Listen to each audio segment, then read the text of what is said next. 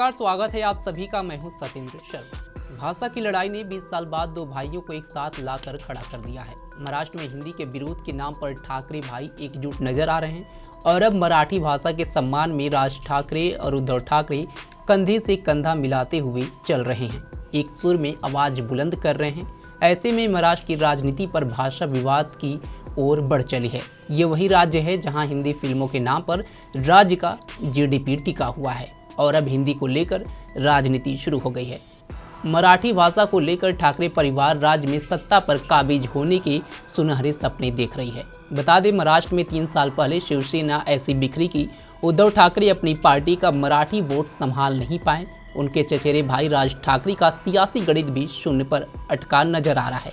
अब निकाय चुनाव से पहले महाराष्ट्र की सियासत में वो हो रहा है जो पिछले 20 साल में नहीं हुआ।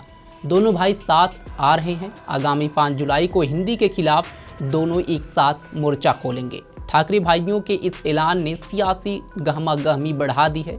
उद्धव ठाकरे की शिवसेना के सांसद संजय राउत ने राज और उद्धव की एक साथ की कई तस्वीरें पोस्ट की हैं। फिर कहा कि राज ठाकरे का फोन आया था, बोले कि उद्धव साहब ने 7 तारीख को मोर्चा निकालने की बात कही है और मैं 6 को निकाल रहा हूँ। यह ठीक नहीं लग रही है कि मराठी भाषा को लेकर अलग अलग मोर्चा निकले। अगर आंदोलन साथ किया जाए तो ज़्यादा असर पड़ेगा और मराठी भाषियों को भी अच्छा लगेगा। लेकिन यहाँ ये भी सवाल उठता है कि क्या हिंदी भाषा को दरकिनार करके ठाकरे परिवार अपनी खोई हुई सियासी पीछ हासिल कर पाएगी, क्योंकि सूबे में एक बड़ा तबका है जो हिंदी भाषी है, खासकर बॉलीवुड, जो हिंदी फिल्मों के लिए जाना जाता है।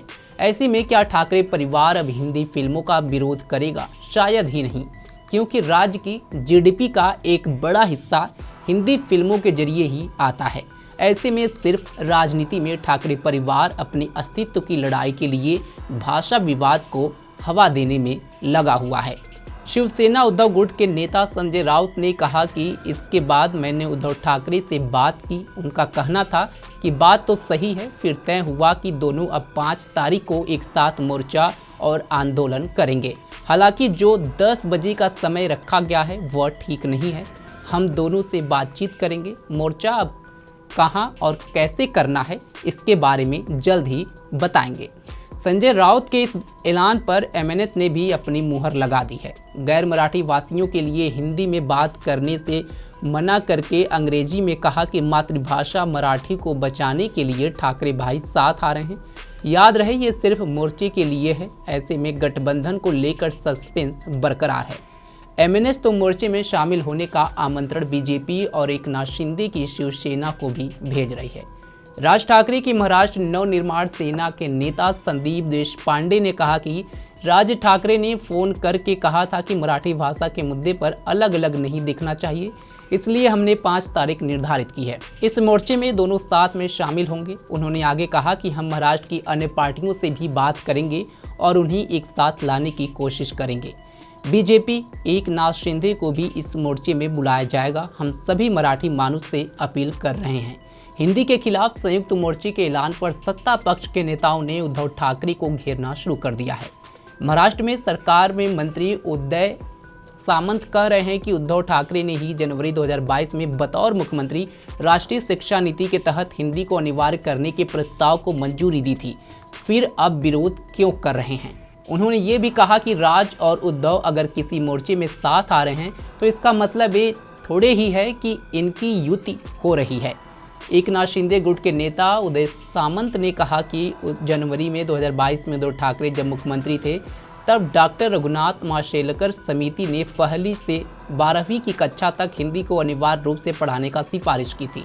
इस प्रस्ताव को उद्धव ठाकरे के नेतृत्व वाली राज्य कैबिनेट ने ही मंजूरी दी थी।